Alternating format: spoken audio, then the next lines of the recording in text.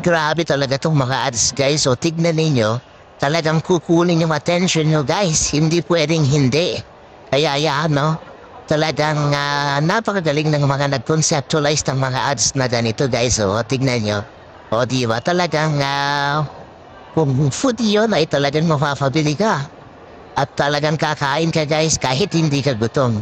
O diba guys? Kung mga bagay naman talagang mapapabili ka. So yun guys, kahit saan ka pumunta dito, ang pinuntahan ko dito ay isang mall. At grabe naman guys, bawat madadaanan mo lahat ay merong advertisement. So left and right, talagang napakarami nilang mga ads dito guys na talagang kukunin yung attention mo. Mapapabili ka talaga guys, may gagawin siyang action. Ika nga ay. So yun guys, pero nasa atin pa rin naman guys kung tayo ay bibili nga dito.